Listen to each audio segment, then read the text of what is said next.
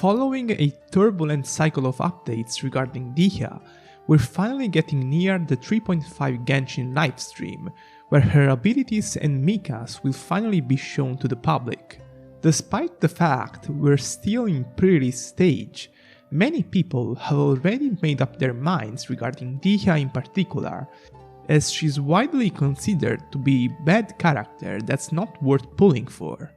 However, as it usually happens when unreleased characters shape up to be underwhelming, people started jumping to extreme conclusions, stating things like Dehya is the worst character in the game, she's worse than Xinyan, and so on. In this video, I will analyze if she's actually that bad, and I'll specifically compare to Xinyan to see if she's actually worse than such an infamous character. Let's get straight into it. Considering some of the takes I've seen in the past few weeks, I suspect people have forgotten just how bad Xinyan actually is, so allow me to refresh your memory on this topic. Xinyan was the first glaring example in Genshin Impact of flawed split scaling. She's basically an offensive character that can partially provide some defense as well through a shield, but while the offensive part scales off her attack, her shield relies on her defense to be durable, which puts you in the weird situation of not ever being able to maximize either of her capabilities if you want to somehow take advantage of both. While her Constellation 6 tries to fix this issue by providing her charge attack and attack buff depending on how much defense she has, this is only relevant for teams where she's actually allowed to use her charge attack freely, and not teams where she's just meant to be a sub DPS, so the role you'd like a low damage output shielder to cover. Not only that, but her defensive properties are legitimately awful, providing an amount of damage absorption so low that it makes even the first version of Zhongli look like the most impressive unit in the game in comparison. Still, just conceptually, as a Pyro unit that can be a physical damage support as well, Xinyan has her own small niche in teams like Mono Pyro, Reverse Melt, and physical teams in general.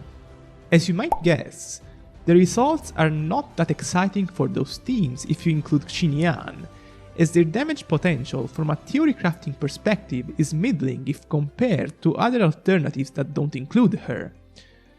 Dehya is in a similar spot, as she doesn't have even a single team where her addition looks like a positive if she's compared to many other alternatives, and this naturally led people to draw the comparisons with Xinyan. So, let me compare them, to see if Dehya is actually as bad as she is. Let me start by highlighting what's the best part of Dehya's kit to me, and also what I think is the primary focus of her kit from a design development standpoint, her defensive utility. Due to MiHoYo being quite oppressive in terms of how they can remove videos if they contain leaked content, I will refrain from showing images of her kit, or multipliers, but in short, her defensive properties allow her to take half of the damage her allies will take up to a certain HP limit, and also provide allies total interruption resistance for 9 seconds, and partial interruption resistance for the remainder of the elemental skill duration. Essentially, Dehya will double your allies' health over the course of an Abyss run or a stage, and will also provide them with pretty consistent interruption resistance. To help you visualize this better, imagine if all your units had a shield whose durability is the same as their full health bar. Even if built with full defensive artifacts, Xinyan can't really compare to that, as a single cast of her shield will provide way less durability, and considering its interruption resistance will also elapse once it gets destroyed by enemies, she's just considerably worse from a defensive standpoint than Dehya is. Lately, MiHoYo has started adding very strong enemies to the Abyss from a damage standpoint, like the triple Kenki stage, or the second chamber, first side of the current floor 12, where the Drake and the Scorpion can easily kill a character of yours with a single combo. so it's likely that they're trying to emphasize defensive capabilities more, with enemies that can easily destroy shields and stagger you continuously. At the very least, Dehya should be able to provide more efficient defensive utility than low bar defensive units, such as Xinyan in those scenarios, and should be able to fill an interesting niche in general thanks to her unconditional interruption resistant support. Secondarily, from an offensive standpoint, Xinyan numbers also look quite low if compared to Dehya's on most teams. I've tested their theoretical performance on 2 teams specifically, Mono Pyro with Xianling, Bennett and Kazuha, and Reverse Melt with Rosaria, Bennett and Xianling.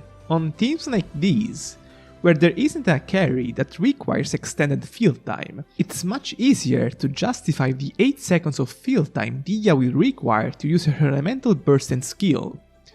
Such a scenario makes her look much stronger than Xinyan, as her burst damage and elemental skill numbers are much weaker than Dehya's, and her charge attack niche is not strong enough to take precedence even over stuff such as allowing your other characters on the team to use their skills a couple more times to generate more energy. Basically, if you play them on a team that already has a carry, to purely take advantage of their defensive properties, Dehya will shine more.